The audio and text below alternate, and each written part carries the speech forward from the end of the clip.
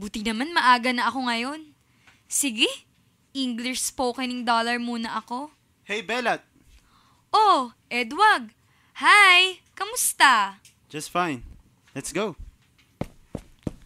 Bakit ang dami mo yatang alam sa school na ito? Just some luck. I've been here for a long time. Umulit ka na ba ng 1 taon? Did I repeat? Yes, it does. Yes, I did. Ilang taon ka na ba sa school na ito? How many years has you been here and not there? About 4 years. Yeah, 4 years. And how old are you? 17.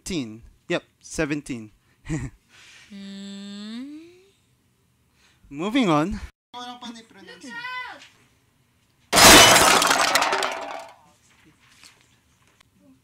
Aray! Ouch.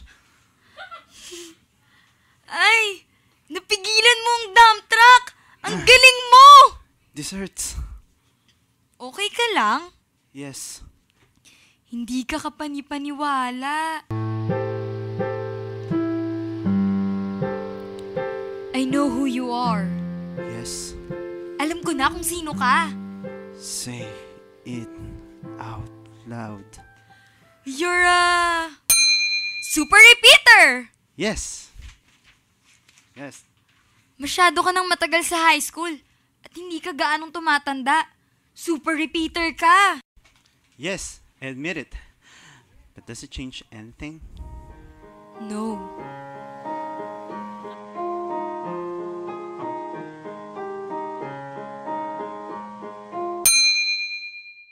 Aha! Now I know! Yeah! I wanna dance with somebody. Well, kahit wala ng somebody, pero I wanna dance. I'll take siguro BS dancing para makasewa ko. Baka nga one day, I'll be a sex bomb dancer! Ow!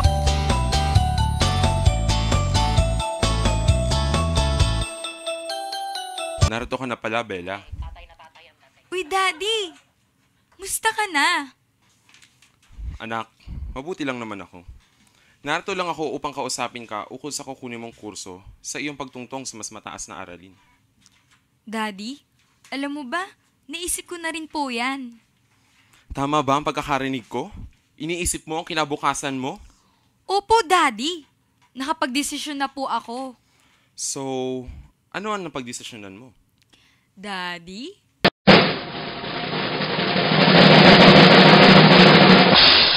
Gusto ko pong kumuha ng BS dancing at magiging mananayo po ako. Ano?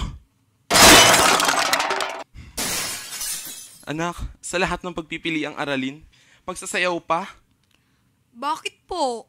Mukhang hindi niyo po yata nagustuhan. Anak, syempre hindi.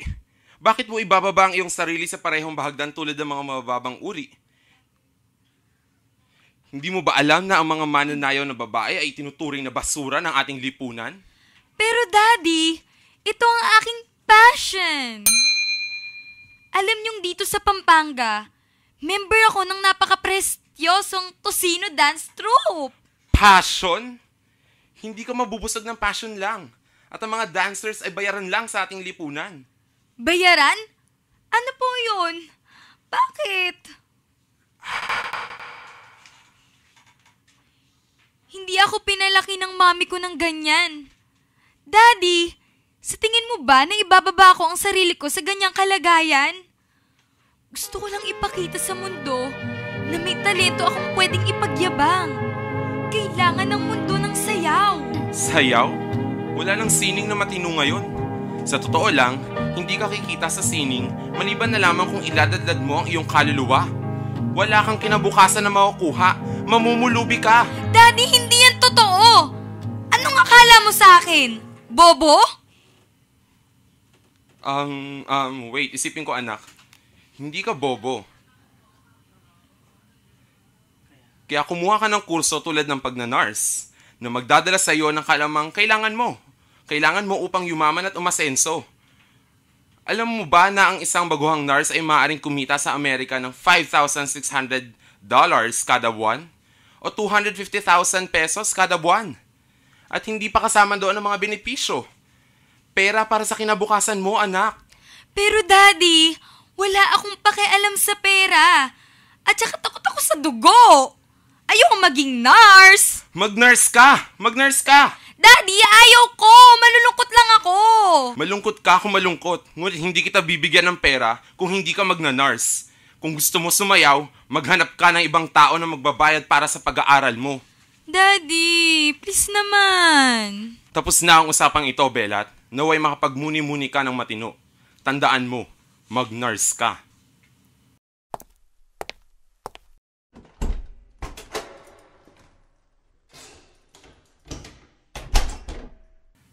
Pera naman talaga nagpapaandar sa mundo.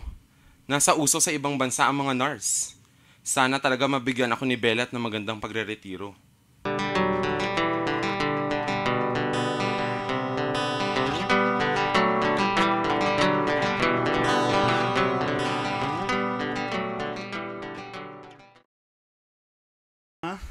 I'm a super repeater again.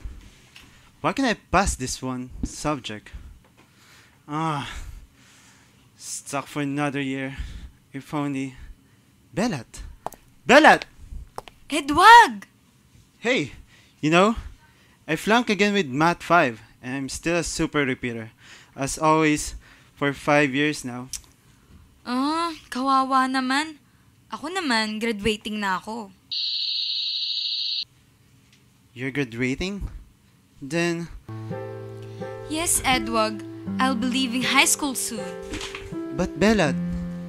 Edwag, I want to go to college. Gusto kong tuparin ang mga pangarap ko. But that would leave me behind here.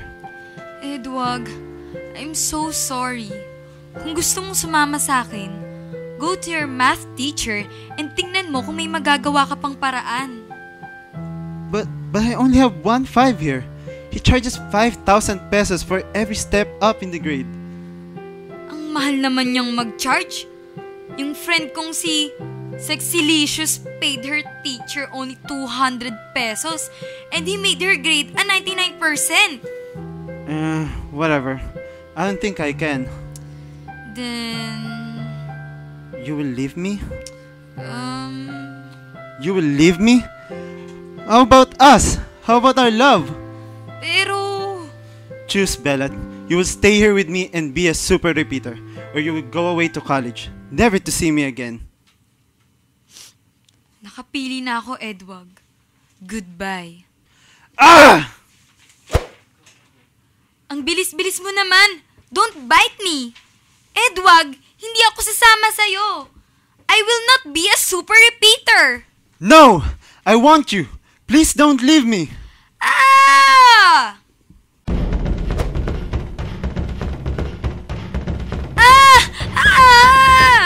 Huwag mong sasaktan si Belat! You! What are you doing here, Jologs? Bakit mo kakagatin si Belat?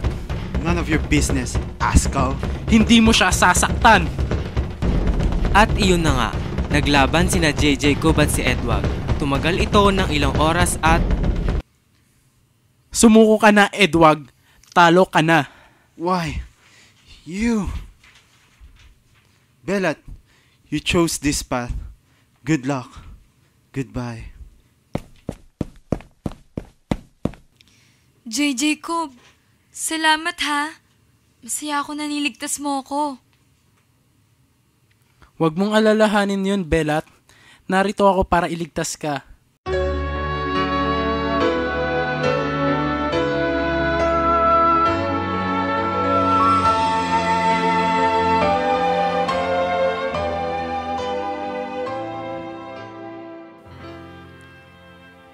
Makalipas sa 3 buwan, nakakalungkot. Ang lahat ng pinuntang kong mga scholarship programs na may BS Dance, naubos na. Wala na yata akong pag-asa. Uy! Kumusta ang paghahanap ng scholarship, Belat? JJ Cobb! Bakit ka nandito? Wala lang. Pagala-gala. Alam mo na, out of school youth ako, di ba? Oo nga pala. Aha! Ano? Di ba JJ Cobb, nakagraduate ka na ng high school? Oh, bakit? Alam mo, sumama ka sa akin. Di ba magaling ka naman sa palakasan? Oo nga, pero... Pwede ka nang mag-apply ng scholarship bilang gym instructor. Pero Belat, 5 taon na akong tapos ng high school at hindi ako nakapag-apply ng kolehiyo. Sa tingin mo ba may pag-asa pa akong makapasok? Oo naman. O sige na nga, susubukan ko. Talaga? Oo, nabuhayan ako ng loob. Salamat sa iyo. Maghahanap ako ng paraan upang makapasok sa kolehiyo. Yay!